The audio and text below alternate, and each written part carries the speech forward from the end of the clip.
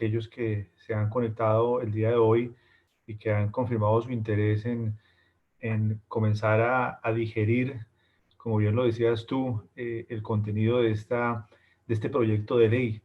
Em, Nosotros, evidentemente, eh, a partir del pasado jueves y muy rápidamente nos pusimos a la tarea de estudiar el proyecto, tratar de entender hacia dónde va, cuáles son sus pilares y poder poner a disposición de todos ustedes nuestras primeras visiones alrededor de lo que significa eh, el proyecto, que todavía me abstengo de decir reforma tributaria, ahora les diré por qué, y desde luego que se trata de un primer e interesante ejercicio, pero no el último. Ahora, naturalmente, que comienza el debate con todos los agentes económicos interesados, el gobierno, etcétera, en el Congreso de la República, que es el lugar natural en el que esta ley va a ser debatida, y que, como bien lo habrán visto, el gobierno pretende que este proyecto sea ley de la República antes o más o menos para mitad de año. De hecho, hay normas en el articulado que hablan de vigencia a partir de julio. Veremos si eso en realidad ocurre, pero es, digamos, la visión en el tiempo del proyecto. Recordemos además que en materia tributaria las normas de impuestos de periodo, por ejemplo, el impuesto de renta, las modificaciones que propongan nuevas cargas, mayores gravámenes, menores deducciones, en fin, un mayor esfuerzo contributivo, impuesto de renta, solo pueden comenzar a aplicar a partir del año fiscal siguiente.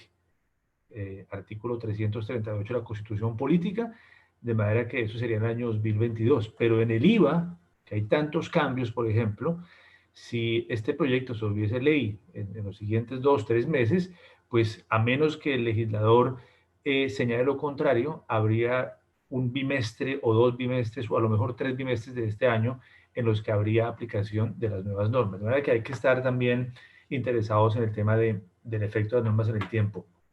Eh, a ver, la DIAN ha insistido una y otra vez que esto no es una reforma tributaria, ¿sí?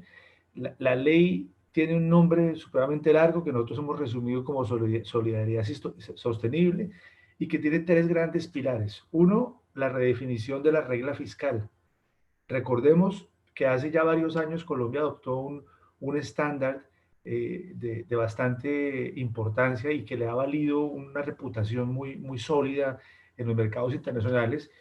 La regla fiscal no es otra cosa que un mecanismo para impedir que Colombia asuma obligaciones por encima de sus capacidades. Pero obviamente la regla fiscal además tiene o ha tenido históricamente unos objetivos de mitigación del déficit que la pandemia y la situación de las finanzas públicas pues exige revisar. Entonces el primer capítulo se dedica a redefinir la regla fiscal. Eh, el segundo capítulo es el gasto social. Se habla de fortalecimiento del gasto social justamente en un momento en el que ese factor que siempre ha sido importante en un país como Colombia, pues lo es aún más a raíz de la grandísima destrucción de empleo que ha habido en el país en el último año. Y por último, el tercer pilar, específicamente se habla de redistribución de la carga tributaria y la carga ambiental, que es el libro tercero. Ahí están las disposiciones tributarias dentro de un proyecto macro más amplio de solidaridad sostenible. Por eso es que la DIAN insiste una y otra vez que esto no es una reforma tributaria.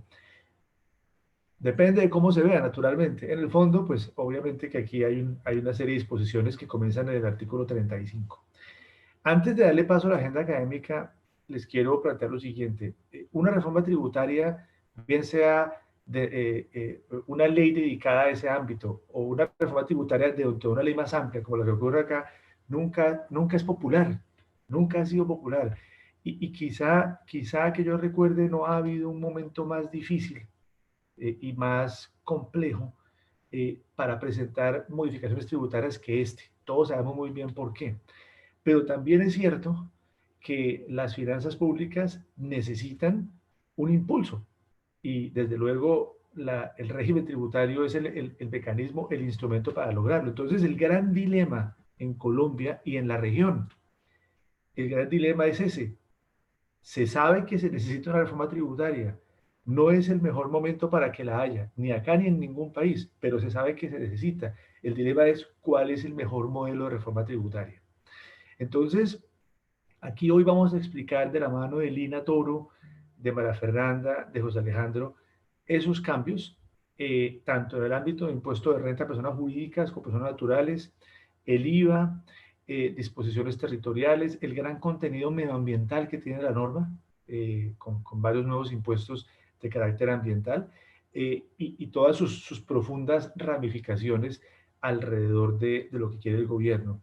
A mí me ha quedado la sensación en mis primeras reflexiones de la reforma que el gobierno, eh, eh, en definitiva, ha seguido parte de las recomendaciones de la comisión de expertos, parte, encuentra uno que hay una gran cantidad de beneficios que desaparecen, eh, con, con buen tino jurídico.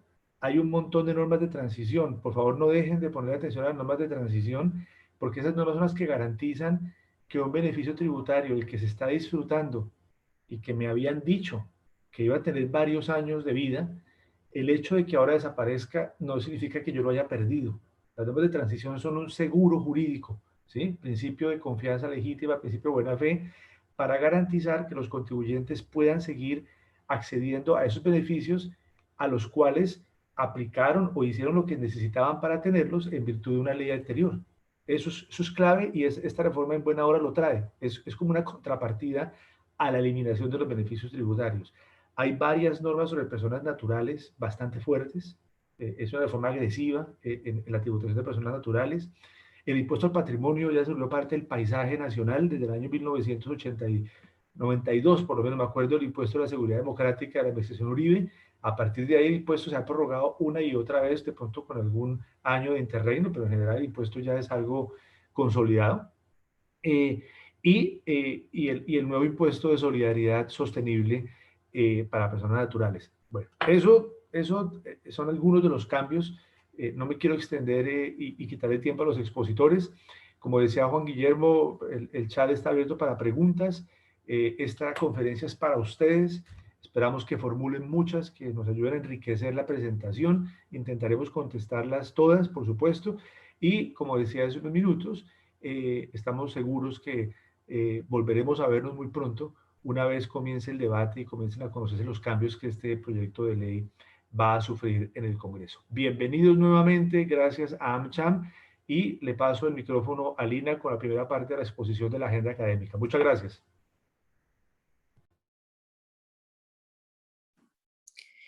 Hola, buenos días a todos. ¿Me escuchan bien? Adelante, Lina, perfecto. Vale. ¿Ah? Bueno, buenos días. Me excuso de antemano por la cámara, pero me tocó un cambio de último momento con el celular, entonces pues no puedo tener la cámara encendida. Bueno, a mí me corresponde en este día revisar los cambios que se proponen en el proyecto de reforma relacionados con las personas jurídicas, los cambios en el impuesto de renta de las personas jurídicas. Ese es, digamos, el primer tema de nuestra agenda. Si quieres, sigue adelante, María, porfa.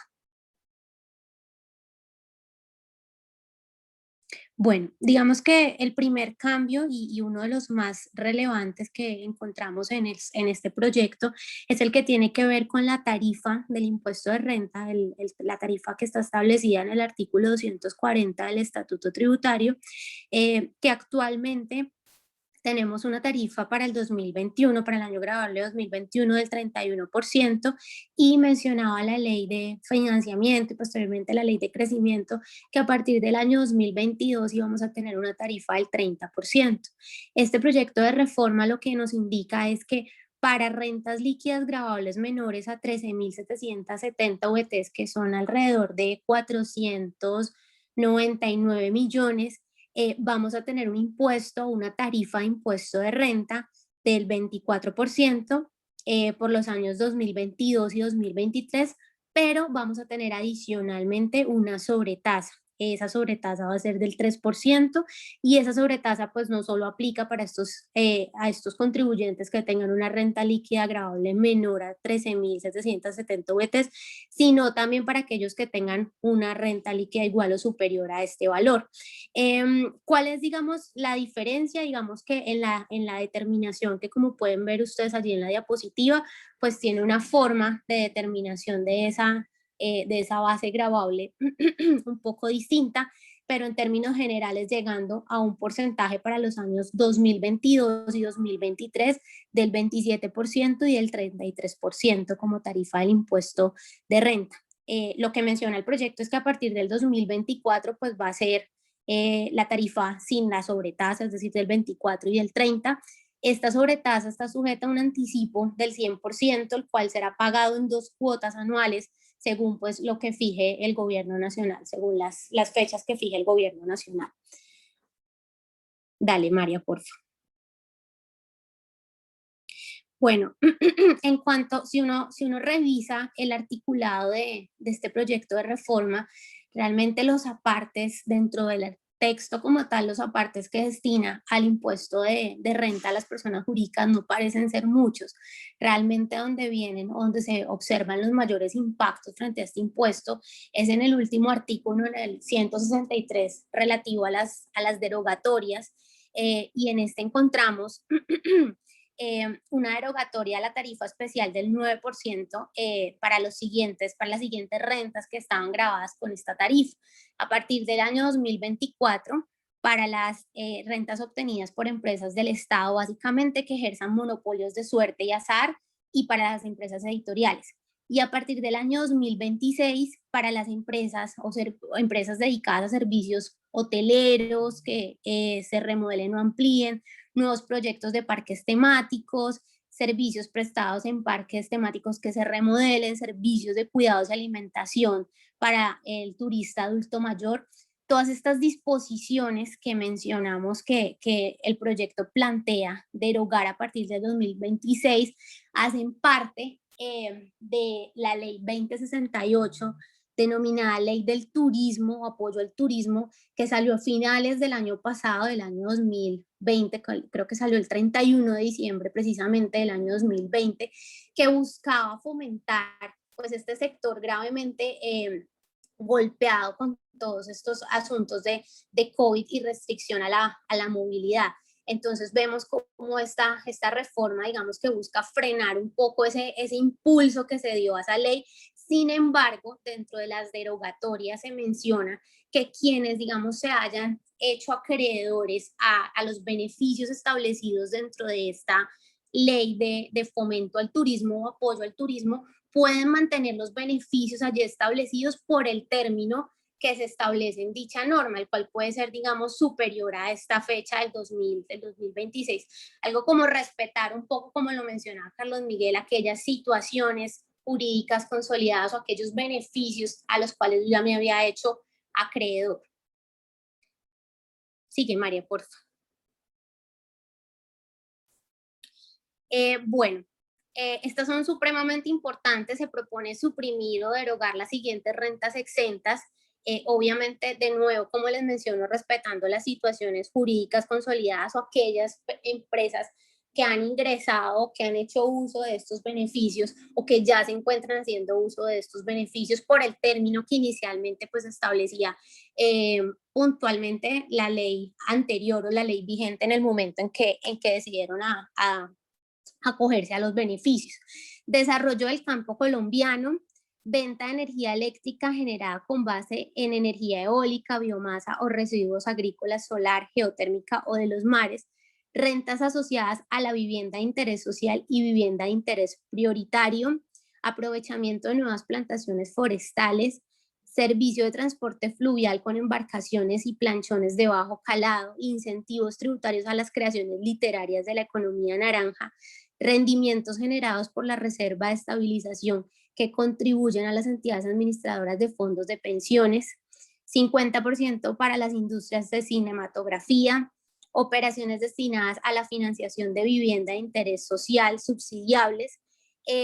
Fíjense que, mire lo que menciona frente al incentivo tributario para las empresas de economía naranja, subsiste y el plazo para la constitución de estas compañías normalmente, o lo que establecía la ley de crecimiento, era que estas empresas se debían constituir hasta el 31 de diciembre de este año, del año 2021, entonces amplía un poco el plazo para la constitución de estas sociedades al amparo de la economía naranja. Entonces son el desarrollo del campo y lo que tiene que ver con la economía naranja son beneficios de rentas exentas creadas con la ley de financiamiento del año 2018 y posteriormente, luego de su inexequibilidad, pues replicadas por la ley de crecimiento, que ahora observamos que lo que está planteando el gobierno con este proyecto de reforma es eliminar estas rentas exentas. Dale, María, por favor.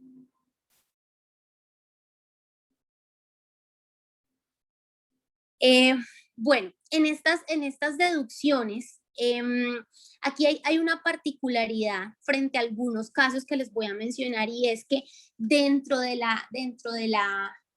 proyecto, como mencionaba Carlos Miguel, él está dividido básicamente como por objetivos. Entonces nosotros nos hemos centrado en el título tercero, que tiene que ver con los objetivos desde el punto de vista tributario. Sin embargo, pues hay otros objetivos planteados dentro del proyecto. Entonces, algunas de estas deducciones que digamos que salen o son suprimidas desde el punto de vista tributario, pues van a tener un tipo de beneficio dentro de otra esfera del proyecto que se ha denominado mecanismos de inversión y gasto social. Entonces ya vamos a ver cuáles de esas, digamos, que cambian su tratamiento frente al impuesto de renta, pero van a tener unos beneficios desde el punto de vista de los empleadores. En el primer caso, los aportes que realicen las empresas para instituciones de educación dispuestos en el artículo 107-2, que es aquel que permite que las empresas puedan hacer pagos por concepto de educación de sus trabajadores y su núcleo familiar. Esa deducción o esa posibilidad de tomar esos pagos como deducibles para las compañías tiene tres posibilidades. La primera es que se haga el pago, digamos, directamente de la empresa a la institución educativa. La segunda menciona la norma que tiene que ver con aquellas empresas que tienen constituidos centros de educación dentro de sus mismas instalaciones para los hijos de los trabajadores. Entonces pueden tomarse todos esos gastos incurridos de esa prestación, de ese servicio educativo, como deducibles. Y la tercera, que es la que se propone derogar, tiene que ver con los incentivos que otorgan las empresas a instituciones educativas dentro de su zona de influencia o de su comunidad donde se encuentran ubicadas. Esa es la que se propone derogar. No digamos que las otras dos no se incluyeron dentro del proyecto de reforma. El 120% del salario de los menores de 28 años del primer empleo. Esta es una de esas deducciones que, como les menciono, tiene como una especie de compensación bajo otra medida, que se denomina acceso al empleo, que cubre básicamente la que tiene que ver con la contratación de menores de 28 años, la que tiene que ver con los salarios de los adultos mayores que no sean beneficiarios de pensión, la que tiene que ver con los trabajadores con limitaciones no inferior al 25% comprobada, la que tiene que ver con, creo que más adelante hay otra que tiene que ver con mujeres mayores de 40 años. Todas esas las cubre esa medida de acceso al empleo. ¿Y qué trae esa medida de acceso al empleo? Que, como les digo, no está incluida dentro del articulado puntualmente o dentro del título de los asuntos tributarios propiamente dichos. Pues lo que menciona es que los empleadores solo pagarán la cotización a los riesgos laborales. Lo que tiene que ver con la pensión, la salud, los parafiscales y las cajas de compensación, pues va a ser cubierta por el gobierno nacional. Obviamente, pues hay unos requisitos establecidos dentro de la norma. Adicionalmente, en algunos casos se habla incluso de una serie de cupos que se tienen que abrir a través del Ministerio de Hacienda para que se pueda acceder a esos beneficios. Pues trae, digamos, que cierta minucia que tendrán que observar los empleadores para acceder a los beneficios. Pero entonces la conclusión aquí es que la idea es que desaparezcan como deducciones del impuesto de renta y accedan a otros beneficios a través de otros mecanismos distintos a los tributarios. Las cuotas de afiliación pagadas a los gremios, que era un asunto que digamos que altamente se había tratado en la jurisprudencia, y que por fin, digamos que se había logrado que se permitiera su deducibilidad por parte de las empresas ya vía la estipulación legislativa, pues aquí se propone de nuevo que se elimine esa posibilidad de tomar esas afiliaciones a los gremios como deducibles en el impuesto de renta para las sociedades. El 125% de las donaciones a la Corporación Gustavo Matamoros y a las fundaciones dedicadas a la defensa y promoción y protección, de los derechos humanos. El 125% de las donaciones al deporte aficionado sin ánimo de lucro, las donaciones efectuadas para el apadrinamiento de parques naturales y conservación de bosques naturales, el 130% de los gastos por salarios y prestaciones sociales de los trabajadores contratados como aprendices, adicionales a los previstos legalmente. Este es otro de los que se me escapó, que realmente también cubriría esos otros incentivos bajo la óptica de ese mecanismo de inversión y gasto social. Dale, María, por favor.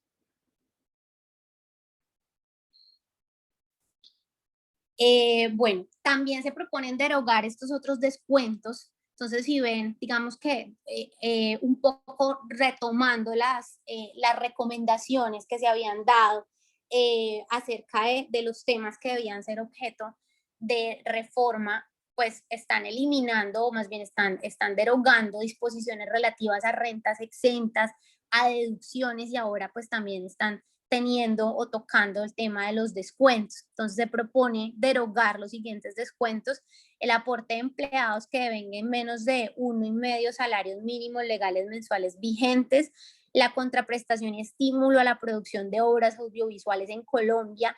Este tiene también otro artículo que más bien es como una especie de creación de un fondo para recibir o destinar recursos a esta producción de obras audiovisuales, pero desde otra óptica distinta a la del tratamiento como descuento. El IVA pagado por la adquisición, construcción y formación e importación de activos fijos reales productivos, que se podrá tomar como descontable, y que creo que más adelante María Fernanda les va a hablar del tema. Este es el otro que les menciono: el descuento de aportes al SENA, ICBF y cajas de compensación familiar de nuevos empleos de mujeres mayores de 40 años que durante los últimos 12 meses hayan estado sin contrato de trabajo. Este también hace parte de aquellos que se incluyen dentro de esa nueva política de inversión y gasto social. Los aportes para fiscales y otras contribuciones de nómina de jóvenes menores de 28 años que accedan a su primer empleo. Se plantea que el impuesto o el descuento de industria y comercio se mantenga en el 50%. Recuerden que la norma establecía que se iba a incrementar al 100% la posibilidad de tomar como descuento el impuesto de industria y comercio. Se plantea que solo, o que continúe como lo hemos tenido, en el 50%. Deducciones que se convierten en descuento: la donación para la construcción, dotación o mantenimiento de bibliotecas de la Red Nacional de Bibliotecas, que pues es una deducción que siempre ha estado allí establecida en las normas de las deducciones. Dale, María, por favor. Bueno, como les decía, digamos que el grueso está en las derogatorias, realmente lo que tiene que ver con el impuesto de renta o el impacto del proyecto de reforma en el impuesto de renta. Sin embargo, dentro del articulado pues encontramos los siguientes cambios. Uno de los más relevantes es este, que incorpora un numeral al artículo 24 del Estatuto Tributario, que establece cuáles son los ingresos que se entienden de fuente nacional, y incorpora los ingresos provenientes de servicios de publicidad o mercadeo prestados desde o en el exterior, que sean dirigidos al mercado nacional o que el beneficio se concrete en el país. Entonces allí normalmente digamos que estos servicios había que analizarlos a la luz de la doctrina y de la jurisprudencia, y cada caso en particular para determinar si en efecto ese gasto o ese pago al exterior que las compañías en Colombia realizaban por efectos de pagos de publicidad, pues tenía relación con las rentas de fuente nacional primero, y si en efecto no podía catalogarse como un pago por publicidad en el exterior, en cuyo caso digamos que la consecuencia era que al ser un pago en el exterior, pues no iba a estar sometido a retención en la fuente, y en esa medida pues iba a estar limitado al 15% de la renta líquida gravable acá en Colombia.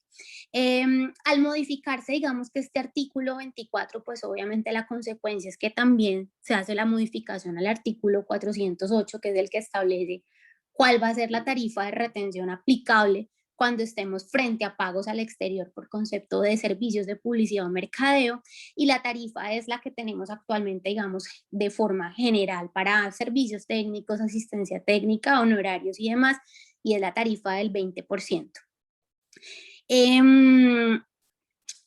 Este cambio de las inversiones de capital del exterior de portafolio, lo que menciona es que se reduce la tarifa de retención en la fuente del 5 al 0 a partir del 1 de enero del 2022 para las utilidades que generen valores de renta fija pública o privada derivados de financieros con subyacente en valores de renta fija. Este simplemente es un caso o uno de las determinaciones que establece o más bien ese contribuyente que es el inversionista del exterior de portafolio en Colombia. El artículo 90 del Estatuto Tributario, que ha sido objeto de, digamos, de reglamentación o de modificaciones en todas las pasadas reformas tributarias, de nuevo, pues lo tocan, y lo que menciona es que cuando se haga la enajenación de bienes inmuebles, el notario deberá usar el sistema de georreferenciación creado por la DIAN.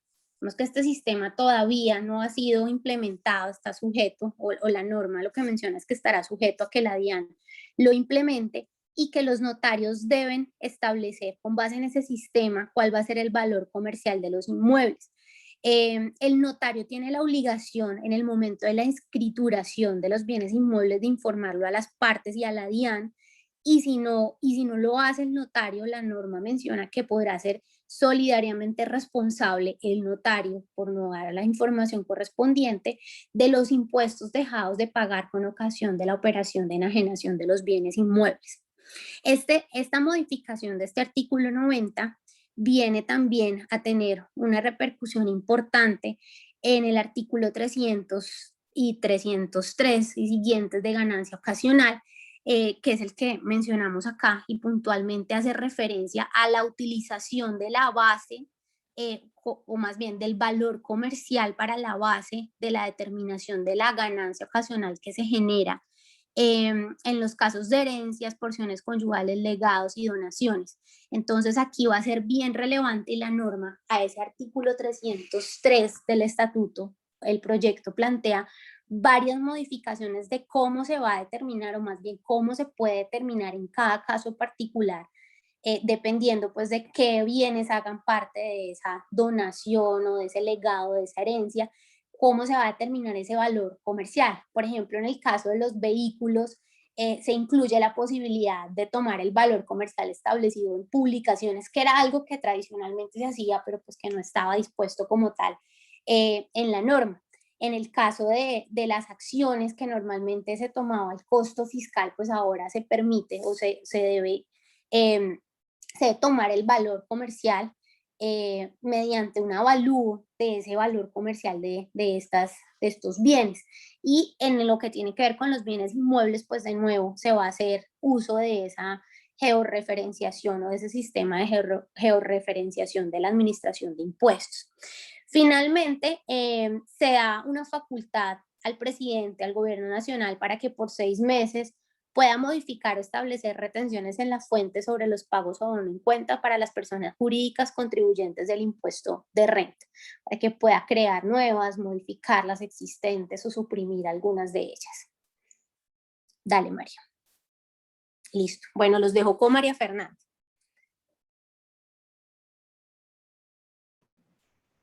Bueno, buenos días a todos.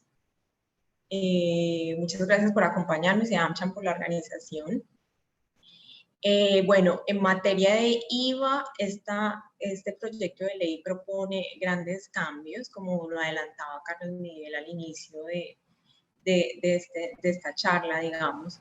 Estos cambios implican unas modificaciones en cuanto al tratamiento de algunos bienes y servicios.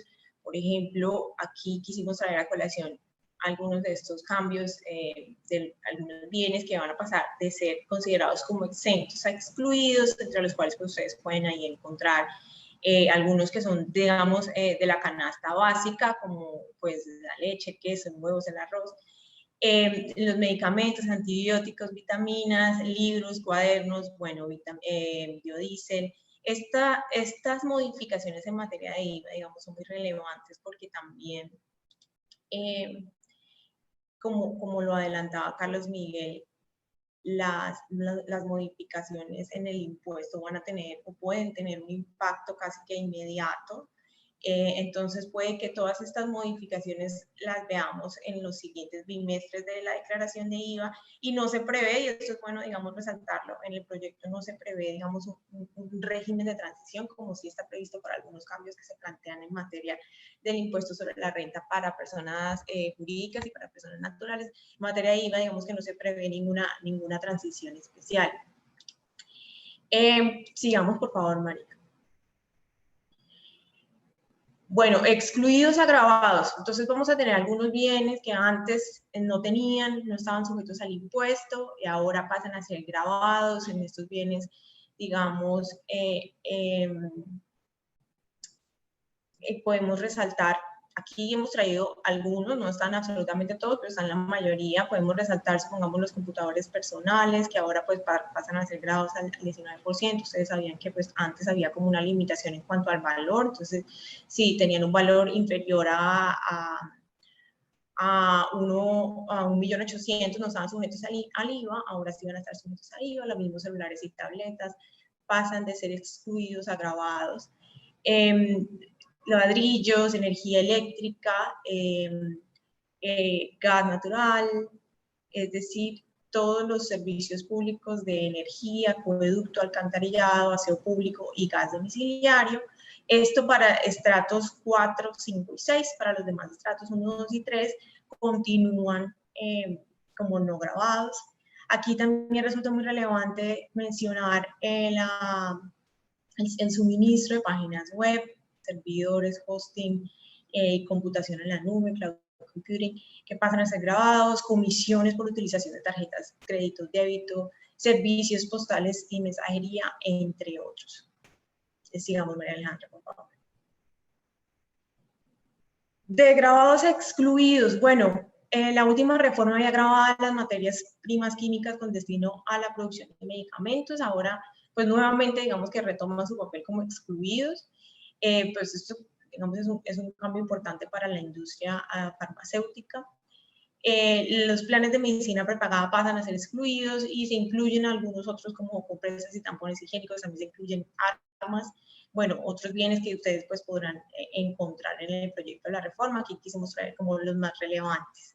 De exentos agravados con la tarifa del 5%, pasan a ser estos, digamos, que tienen que ver con los sistemas de energía solar, con paneles solares, que tenían un tratamiento especial, digamos, porque pues el gobierno en principio había intentado, digamos, incentivar la creación de este tipo de parques de energía solar. Ahora pasan a ser grabados con una tarifa del 5%, que aún sigue siendo pequeña.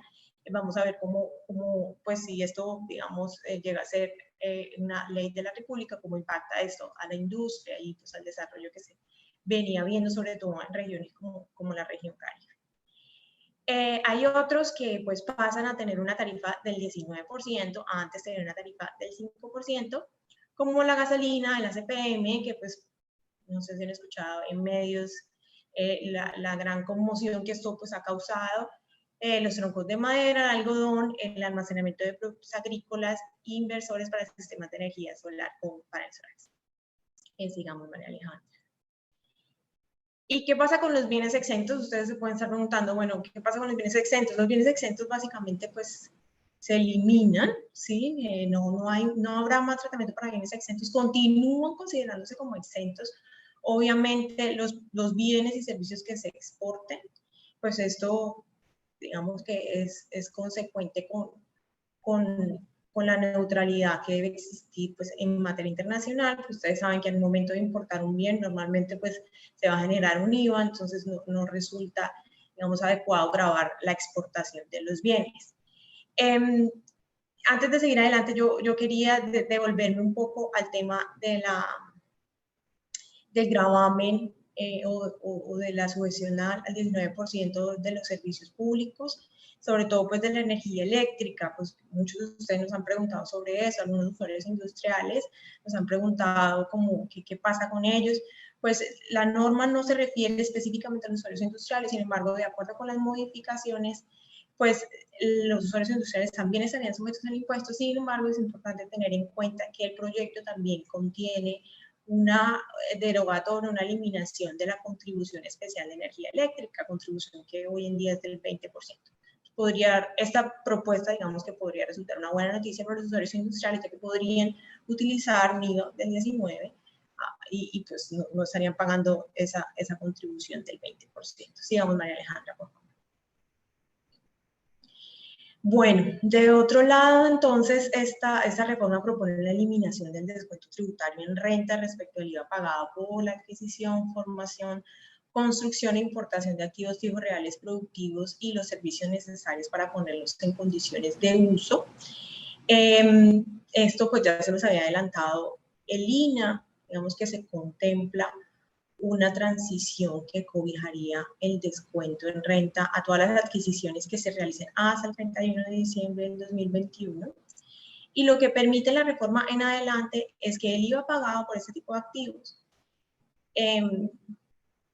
no habla la reforma de los servicios para poner el activo en condiciones de utilización. Entonces sería el IVA pagado por la adquisición o por la importación, pues entonces podrá ser tratado como descontable para los responsables de IVA. Incluso la norma dice que los no responsables de IVA también podrían tratar el IVA como descontable, siempre y cuando la totalidad de los ingresos por concepto de ventas de bienes y servicios sea soportado mediante el mecanismo de factura electrónica. Sigamos, por favor. Para solicitar la devolución, digamos, que se genere por el eventual exceso de sus IVAs descontables, también deberá, digamos, acreditarse que el contribuyente tiene todo soportado mediante el mecanismo de factura electrónica. Continúan los días sin IVA. Hay algunas modificaciones. Básicamente lo que hizo esta reforma fue acercar la ley a lo que estaba previsto en el decreto 682, decreto ley que fue expedido, digamos, en medio de la emergencia económica, en virtud pues, de las facultades especiales que le fueron otorgadas al presidente de la República. Entonces se permiten unos umbrales de VT un poco más altos de los que estaban previstos en las normas. Por ejemplo, en la norma que era la norma inicial, digamos, que es la ley 2010, pues estaba previsto para complementos de vestuario solamente 10 VTs, luego con este decreto ley con que vimos el año pasado, digamos, en ejecución pasó a ser 20 VTs y en la propuesta se mantienen estas VTs que son un poco más grandes que las previstas inicialmente por la ley 2010. Se eliminan los bienes del sector agropecuario, esa es como la mayor diferencia que hay entre lo que estaba previsto en el decreto ley y la propuesta que está en el proyecto de ley de reforma. Los requisitos básicamente son los mismos, especial, digamos, algo especial que valga la pena resaltar es que se incluyen las ventas que se realicen a través de medios electrónicos o virtuales. Recordemos que la ley 2010 inicialmente no permitía las transacciones virtuales, no cobijaba con el beneficio las transacciones virtuales. Eso pues sí se consideró, digamos, en el decreto ley 682 y ahora con la propuesta quedaría en firme. Seguimos, María, por favor. Bueno, otros cambios relevantes son el cambio en la base, los servicios de aseo, cafetería y vigilancia. Estos tienen una base especial que, como ustedes saben, es el concepto de Administración de Servicios Imprevistos, AIU. De acuerdo con la propuesta, el IVA se causaría sobre el valor del servicio y no sobre esta base especial. Asimismo, pues se derogaría la regla especial para contabilizar y solicitar el IVA descontable para los contribuyentes del sector de la construcción, y creo que esto también pues, ha sido bastante cubierto en medios. Sigamos, María Alejandra, por favor. Bueno, y en materia de personas naturales también tenemos bastantes modificaciones muy sensibles para pues absolutamente todos, incluyéndome. Y tenemos una ampliación de la base gravable y una modificación de la estructura de las tarifas marginales. Básicamente van a continuar siendo las 7 tarifas marginales del impuesto sobre la renta, pero la mayor pasa a ser ahora el 41% para rentas gravables que sean superiores a más o menos 381 millones.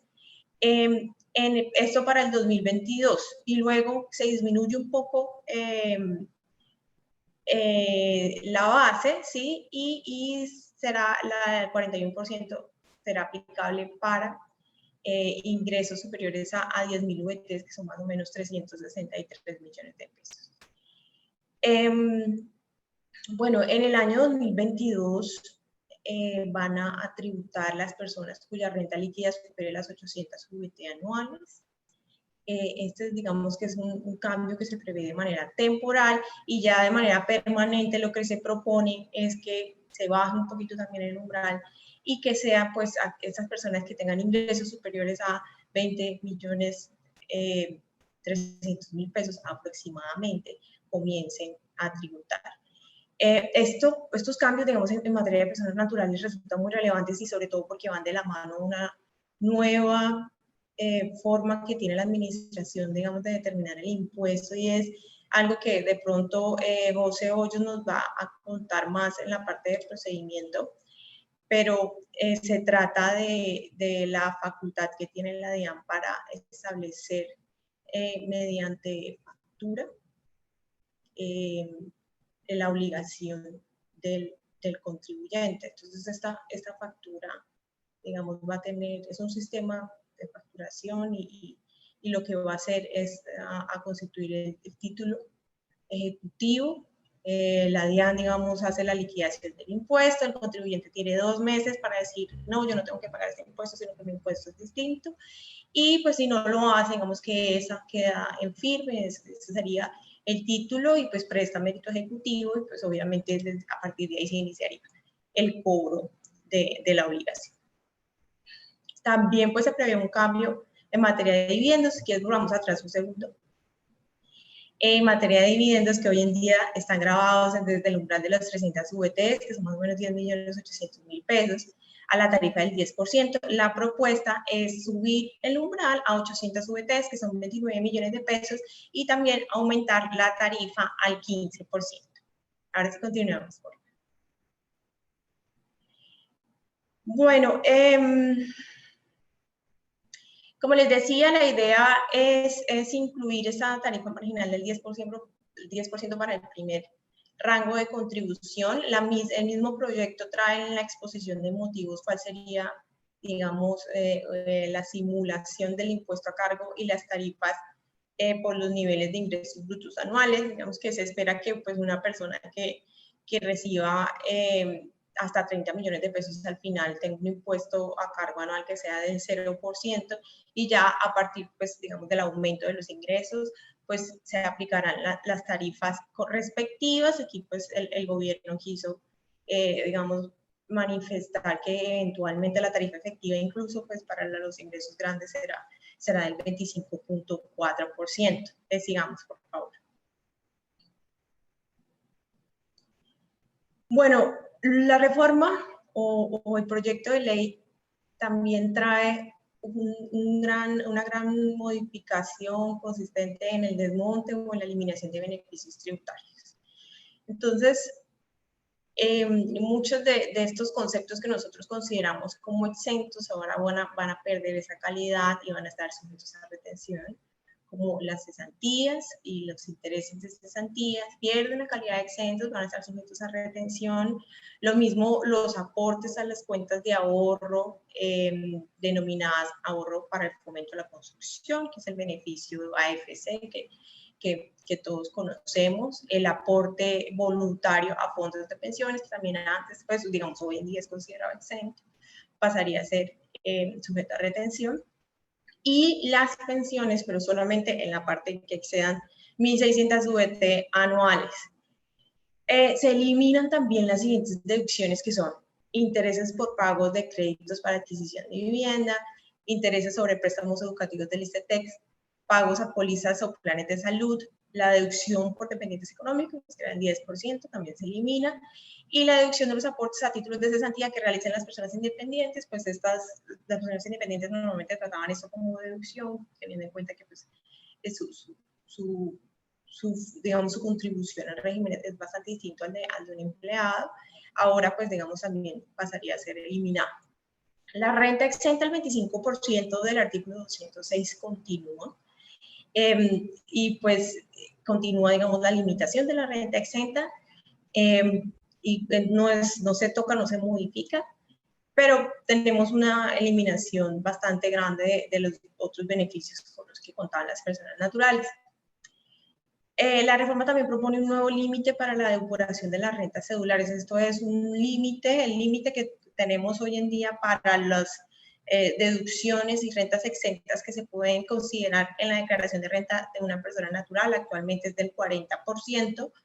Con la reforma pasaría a ser el límite del 25%. Esto pues tiene también un monto máximo que son 183 millones anuales y bueno, este 25% es sobre los ingresos netos, es decir, tomando los ingresos disminuidos con los ingresos no constitutivos de renta o ganancia ocasional. Pasaría a ser entonces el 25%, siendo pues una base bastante grande, el 75%. Sigamos manejando, por favor. Bueno, la reforma también plantea unos incentivos en materia de uso de factura electrónica y lo que se dice en la exposición de motivos es que básicamente lo que se quiere es que las personas naturales contribuyan a la implementación de la factura electrónica y exijan factura electrónica en el momento pues, de realizar sus compras de bienes y servicios.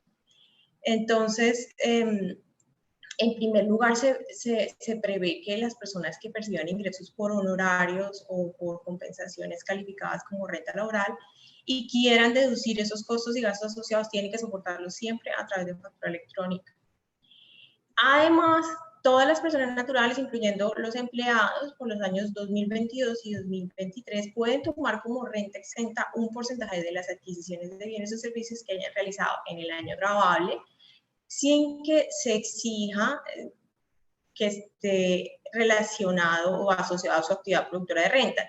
Esto es lo que, digamos, está señalado en la exposición de motivos. No es muy claro en la redacción de la norma, pero se entendería que no tiene que estar asociada con la actividad productora de renta. Lo importante es que las personas naturales exijan la factura y van a poder entonces adicionar esta renta exenta. Esta renta exenta no se sumaría o no haría parte, digamos, de ese 25%, sino que sería adicional, ¿sí?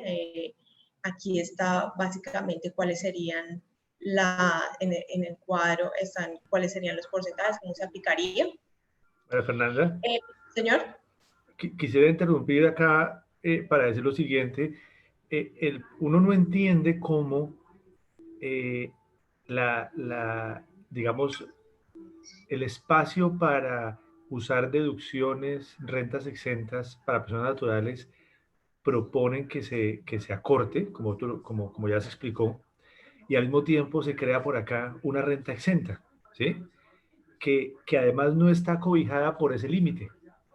Es decir, ese límite no incluye esta renta exenta, con lo cual es algo extra. Cuando uno lee la exposición de motivos, por ahí en algún lado dice que esta norma tiene como propósito fomentar la formalidad. Fomentar la formalidad, pues porque si se asocia el beneficio con la necesidad de tener factura electrónica, eso, el artículo entiende que es una invitación para que todo aquel que tenga capacidad de consumo, pues vaya y adquiera lo que necesita de obligados a facturar que cumple con las normas, y entonces como que es un gana-gana. Puede que sí, no lo sé.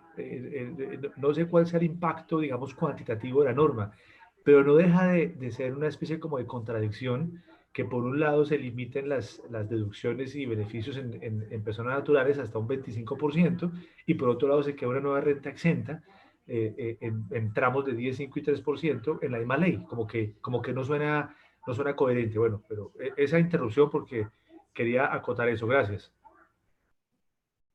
Sí, además, muchas gracias, Carlos Miguel. Además, la norma prevé ciertos requisitos y es que tiene que ser soportado obviamente a través de factura electrónica, y además las operaciones tienen que haberse realizado a través de tarjeta de débito, crédito u otro mecanismo de pago electrónico. Entonces, está muy relacionado con lo que mencionaba sobre el fomento, digamos, a la formalidad, pero sí resulta algo extraño la introducción de este incentivo. Sigamos, María Alejandra. Bueno, tenemos otro impuesto. Este impuesto es muy importante también para las personas naturales, y este es un impuesto temporal y solidario a los ingresos altos. Esperemos que, pues, cuando se introducen impuestos temporales, el temor de todos es que pues se vuelvan permanentes, porque pues esto es algo de lo que hemos visto en la legislación colombiana, algo normal, los impuestos temporales que casi siempre son permanentes. Pero lo que está propuesto en el momento es un impuesto del 10% y que tendría vigencia a partir del 1 de julio hasta el 31 de diciembre del 2021. Este impuesto aplicaría para las personas naturales que perciban pagos o abonos en cuenta mensuales de al menos 10 millones de pesos por los siguientes conceptos que están aquí en el cuadro donde dice hecho generador, que son salarios provenientes de la relación laboral, legal, reglamentaria, tanto del sector público como del sector privado. La norma dice salarios, pero luego más allá dice que también entran las bonificaciones, es decir, cuando dice salarios, por favor piensen que son como todos los ingresos laborales del contribuyente. La contraprestación de los servicios prestados por parte de personas naturales que contrate con el sector público o con el sector privado, intereses, rendimientos financieros, arrendamientos, regalías, explotación de propiedad intelectual, dividendos, participaciones y mesadas pensionales o asignaciones de retiro sin consideración del régimen pensional. ¿Cuál es la base gravable? La base gravable es pues, el valor del pago. Lo que voy a poder detraer es el valor de los aportes obligatorios a salud y a pensión que estén a cargo del trabajador. Lo mismo los intereses, rendimientos financieros, arrendamientos, regalías y explotación de la propiedad intelectual. O sea, todo lo que yo pueda detraer, digamos, normalmente de la base, lo voy a poder detraer, y sobre ese valor pues voy a aplicar la tarifa del 10%. La norma me dice que este impuesto solidario a los ingresos altos lo puedo tratar como descuento en el impuesto sobre la renta hasta que agote el descuento. Sin embargo, se limita para el 2021 al 50%. Entonces, para el año 2021 yo solamente voy a poder tomar como descuento contra el impuesto sobre la renta hasta un máximo del 50%. El restante lo voy a poder utilizar en el año 2022 y siguientes. Digamos que la exposición de motivos, lo que se señala es que mediante este impuesto, en realidad yo lo que estoy haciendo es contribuir, digamos, a las finanzas del Estado, pero pues de manera temporal, porque al final es un impuesto que voy a poder recuperar a través de la declaración del impuesto sobre la renta.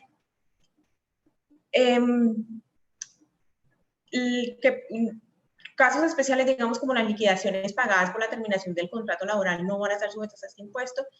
¿Y cómo se va a recaudar? Se va a recaudar a través de retención en la fuente. ¿Qué pasa con las personas que no están sujetas a retención en la fuente? Pues la norma dice que el sujeto pasivo, la persona que pues esté sujeta a este impuesto, va a tener que presentar una declaración electrónica mensual del impuesto. Sigamos, por favor. Bueno, este impuesto complementario de ganancias ocasionales sobre herencia, porción conyugal, legados y donaciones, básicamente ya en línea les había contado sobre esta modificación. ¿Puedo decir algo más? Prometo que sea mi última interrupción. No, dale, adelante. Leyendo la letra fina de ese impuesto solidario, por ahí se habla de pago o abono en cuenta. Sí. Que es algo totalmente diferente a la tributación de las personas físicas, porque solamente en la medida en que haya pago, pues hay tributación, el impuesto de renta. Aquí aparentemente, o aparentemente no, aquí se dice que el impuesto aplicará sobre los pagos o los abonos en cuenta, los devengos. De manera que un bono devengado no pagado va a generar, con esa redacción, la obligación del retenedor de pagar el impuesto a la DIAN.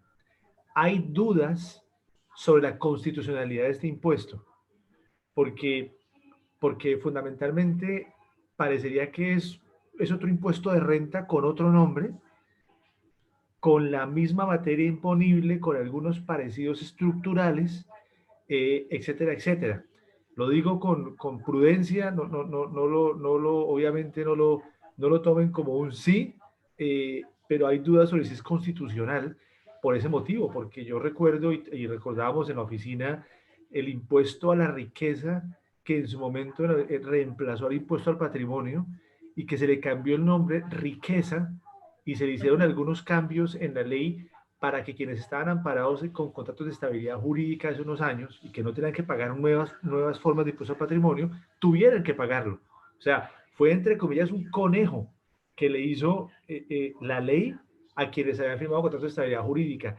Y seguro la mayoría o todos de los que están aquí en la llamada, en la conferencia hoy saben que esas compañías que protestaron y demandaron el cobro de ese impuesto y decían, tenemos estabilidad jurídica, no nos pueden cobrar, llámese como se llame ese impuesto, todas han ganado esas discusiones judiciales y a todas les han devuelto la plata.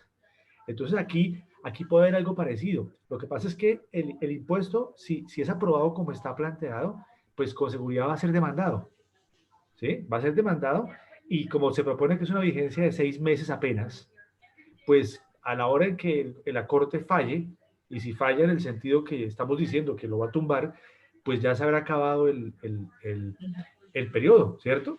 Entonces, la Corte podría decidir en ese momento, no le voy a dar efecto retroactivo al fallo para que le devuelvan a todo el mundo su impuesto solidario, porque al fin y al cabo esta reforma, y ahí vemos una estrategia del gobierno en el proyecto, María Fernanda lo acaba de explicar muy bien, la reforma dice que luego se le devuelve el impuesto vía crédito tributario paulatinamente con el tiempo. O sea, es un tema de flujo de caja solamente, es puro flujo de caja para el gobierno. Entonces, puede que haya algo de estrategia si lo tumban. De todos modos, no me toca devolver nada como gobierno porque la Corte a lo mejor va a decir, pues ya el mecanismo de devolución está creado vía acreditamiento. Bueno, eso quería agregar a ese importantísimo impuesto al que hay que ponerle mucha atención. Gracias, María Fernanda. Vale. Bueno, antes de, esto ya es la última parte, pero pues antes de terminar hay personas que están levantando la mano, queremos como invitarlos a que usen la ventana de chat para nosotros, digamos, tener en cuenta sus preguntas y darles respuestas al final. Como decía Carlos Miguel, es muy importante su participación, porque la idea es que todos alimentemos este debate. Y bueno, ya terminando este tema de las personas naturales, tenemos esto no es un nuevo impuesto, no es que no exista, siempre ha existido el impuesto complementario de ganancias ocasionales. ¿Por qué lo traigo aquí en las personas naturales? Porque pues este impuesto obviamente afecta a las personas naturales que son pues quienes reciben normalmente pues de las herencias, la porción conyugal y los legados. Entonces, el cambio, digamos, importante que trae la norma es que obliga al contribuyente a utilizar el avalúo comercial y no el valor fiscal a la hora de establecer la base para el impuesto. Esto pues puede resultar muy, muy relevante en el caso de herencias para todas las personas que tienen esas sucesiones abiertas hace muchos, muchos años. Es importante que le presten atención y que le hagan seguimiento a cómo sigue esta norma. María Alejandra, por favor. Bueno, continúa José. Gracias, Mafe. Bueno, A continuación vamos a hablar de dos impuestos: normalización tributaria y el impuesto temporal y solidario a la riqueza. Estos son dos impuestos que comparten características entre sí. Una de ellas es que han sido entendidos como complementarios al impuesto sobre la renta, y la otra es que es de esos impuestos que se han propuesto o que se han introducido en la legislación tributaria como temporales. Por ejemplo, el impuesto de normalización tributaria ya lo habíamos tenido para los años gravables 2019 y 2020, y el impuesto al patrimonio o el impuesto a la riqueza se ha introducido con ambos nombres, digamos. Ha existido ya hace aproximadamente 2 décadas. En las sucesivas reformas tributarias se han introducido nuevamente. Y bueno, en esta nueva reforma del año 2021 hay propuestas para introducir nuevamente normalización tributaria y un impuesto al patrimonio o a la riqueza. Empezamos hablando del impuesto de normalización tributaria. Como mencionaba, este impuesto se crearía para el año gravable 2022 y se causaría por los activos omitidos o los pasivos inexistentes incluidos en las declaraciones tributarias de los contribuyentes. La idea de este impuesto de normalización tributaria es que los contribuyentes, digamos, saneen sus declaraciones tributarias, encuentren una forma de sanearlas al incluir todos esos activos que han omitido en el pasado con el fin de aminorar la carga tributaria, o los pasivos inexistentes que han incluido con el mismo propósito. Dentro de este impuesto se pueden incluir tanto activos poseídos en Colombia como poseídos en el exterior, y puede aplicar tanto para personas naturales como para personas jurídicas. Para efectos del impuesto de normalización tributaria entendemos los activos omitidos como aquellos que deberían haberse incluido en las declaraciones tributarias y no se ha hecho, y los pasivos inexistentes como aquellos que no tienen soporte, ¿sí?, y que se han incluido en las declaraciones tributarias con el fin de aminorar la carga fiscal de los contribuyentes. Este impuesto de normalización tributaria que propone la reforma 2021 es muy parecido en su estructura al que se introdujo por la Ley de Financiamiento, la Ley 1943, y por la Ley de Crecimiento Económico, la Ley 2010 de 2019. La base gravable del impuesto estaría constituida por el costo fiscal, o sea, el valor de adquisición de los activos generalmente es el costo fiscal de los mismos, o alternativamente por un autoavalúo comercial que puede hacer el contribuyente con el fin de declarar estos activos, que en ningún caso puede ser inferior al costo. Uno a priori diría que es más beneficioso para el contribuyente utilizar el costo fiscal como la base del impuesto de normalización. Sin embargo, ahora vamos a explicar una ventaja que tendría el hecho de incluirlo en su valor comercial. Bueno, a partir del a partir del momento en el que se normalice, digamos, los activos omitidos deben empezar a incluirse en las declaraciones del impuesto sobre la renta, y de activos en el exterior sí aplica. El valor que se debe declarar, sea costo fiscal o autoavalúo comercial, debe ser aquel que se tenga al 1 de enero de 2022. Y el plazo para presentar la declaración del impuesto de normalización existe hasta el 25 de septiembre del mismo año, del 2022. Y la tarifa que se propone es del 17%, que fue un aumento respecto a la tarifa que se tuvo para el año gravable 2020, que fue 15%. Estructuralmente, el impuesto de normalización tributaria de esta nueva reforma es muy parecido, como mencionaba, a los anteriores. Importante modificación el tema de la tarifa, que ha venido aumentando, digamos, progresivamente en las distintas normalizaciones que se han propuesto. Pero sin embargo, en los otros puntos, por ejemplo, en la deducibilidad del impuesto en relación con el impuesto sobre la renta, se mantendría como un cargo no deducible, como un gravamen no deducible en el impuesto sobre la renta. Continuemos, por favor. Por otro lado, tenemos el impuesto a la riqueza, que aquí se le llama impuesto temporal y solidario a la riqueza en la nueva propuesta de reforma tributaria. Como mencionaba Carlos Miguel, este impuesto se han utilizado distintos nombres, ¿sí? En las distintas reformas en las que han sido introducidos en los anteriores años, por ejemplo, en los años 2019 y 2020, que también hubo este impuesto, se le denominó impuesto al patrimonio. Ahora va a tener la denominación impuesto temporal y solidario a la riqueza. Sin embargo, en el mismo articulado de la reforma tributaria nos indican que riqueza para efectos de este impuesto equivale al patrimonio líquido.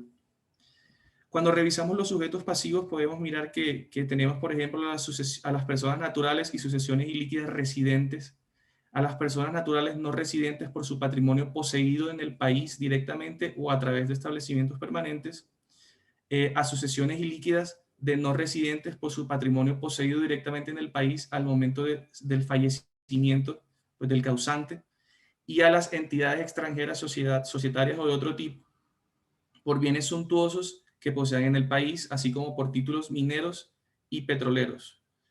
Este es un impuesto, cuando revisamos la sucesión pasiva, este es un impuesto que recae y está diseñado para recaer básicamente en las personas naturales y en la riqueza o patrimonio que estos poseen. Las personas jurídicas nacionales no van a ser sujetas pasivos, o por lo menos en la propuesta que se tiene hasta el momento no son sujeto pasivo del impuesto temporal y solidario a la riqueza. Y las entidades extranjeras solamente lo van a hacer sobre sus bienes que podríamos decir, entre comillas, que no son productivos. Entonces, por ejemplo, las acciones que se poseen en sociedades en Colombia, las cuentas por cobrar, los leasing financieros, entre otros activos, no van a ser incluidos dentro de esa base que las entidades extranjeras deberán considerar para este impuesto a la riqueza. El hecho generador del impuesto es un patrimonio líquido, es decir, activos menos pasivos, igual o superior, a 134.000 VTs al 1 de enero del año 2022. Esto es aproximadamente, el valor que ustedes están viendo en la presentación es VT 2021. Redondeándolo un poco, puede ser un patrimonio de alrededor de 5.000 millones de pesos al 1 de enero de 2022. Y es importante tener en cuenta que se causa tanto para el año 2022 como para el año 2023. ¿Esto qué quiere decir? Al 1 de enero de 2022, los contribuyentes que posean un patrimonio igual o superior a 134.000 VTs van a tener la obligación tributaria tanto para 2022 como para 2023.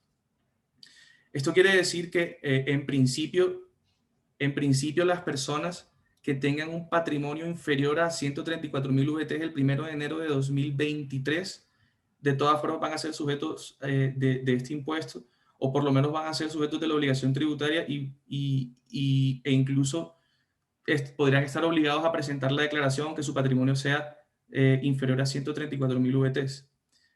Ahora, para este efecto, la norma incluye una disposición respecto a la cual si para el 1 de enero de 2023 el patrimonio líquido del contribuyente es menor al del 2022, pues se hace una comparación entre ambos y se tributa por el de mayor valor.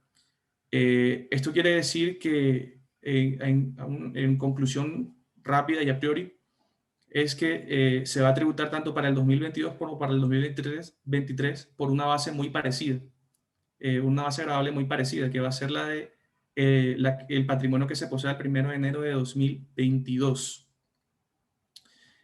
Continuemos, por favor. Aquí podemos revisar un poco los temas de base gravable y tarifa del impuesto. Como mencionaba, es el patrimonio líquido, es decir, los activos menos los pasivos del contribuyente a 1 de enero de 2022 y a 1 de enero de 2023. Como les mencionaba, hay algunas excepciones que se pueden detraer de esta base. Por ejemplo, las acciones que posean las entidades del exterior en Colombia, las cuentas por cobrar, las inversiones de portafolio y los arrendamientos financieros o leasing financiero con residentes en el país.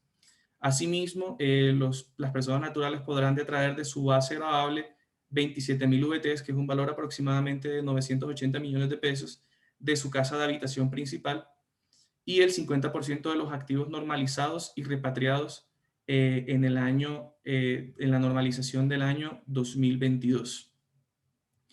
Es importante tener en cuenta que el tema de que esta detracción de la casa de habitación y de los activos normalizados se hace por valor patrimonial neto, el cual se le hace una asignación proporcional del patrimonio líquido a estos activos, ¿sí? Las tarifas van a ser progresivas o se les dota de algo de progresividad, por cuanto los patrimonios entre 4.800 millones y 14.500 millones se les aplica una tarifa del 1%, mientras a los mayores a 14.500 millones se les aplica una tarifa del 2% más 2.680 VTs. ¿Sí? Continuamos, por favor. Y es importante, si bien también es un impuesto parecido a los anteriores impuestos al patrimonio, es importante tener en cuenta algunas diferencias que hay, que hay entre el uno y el otro. La más importante podría decirse que es la deducibilidad en el impuesto sobre la renta, en la medida en que el impuesto a la riqueza 2022 y 2023 va a ser deducible del impuesto sobre la renta sin que esto pueda generar una pérdida o un saldo a favor. En el momento no es claro cómo va a proceder esta deducción, porque sería principalmente para personas naturales. No es una deducción que proceda para personas jurídicas, porque como les dije, no hay sujeción pasiva de las personas jurídicas al impuesto a la riqueza, o por lo menos a las nacionales. Entonces sería una deducción que sería aplicable a las personas naturales que sean contribuyentes de este impuesto. En el impuesto al patrimonio de la ley 2010, de la ley de crecimiento económico, teníamos una base gravable compuesta por el total del patrimonio líquido del contribuyente y una tarifa única al 1%. Lo que hace el impuesto a la riqueza es incluir una tarifa o proponer una tarifa marginal y progresiva de 1 y 2% y que solamente se aplica sobre el exceso de patrimonio líquido por encima de las 5.000 VT. ¿Sí? Entonces, digamos, esto soluciona algunos de los problemas que se le habían criticado al impuesto al patrimonio en el pasado.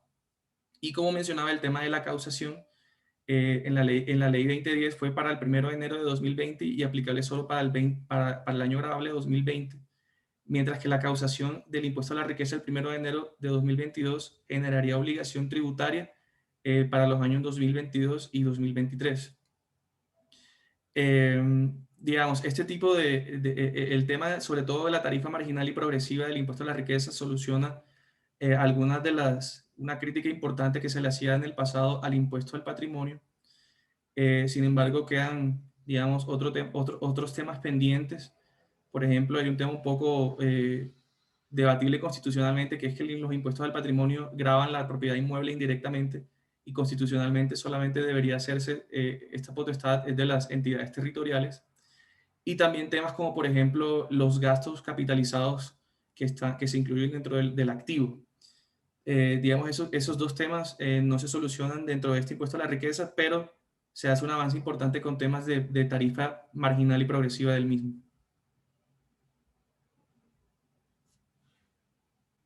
Los dejo con Lina.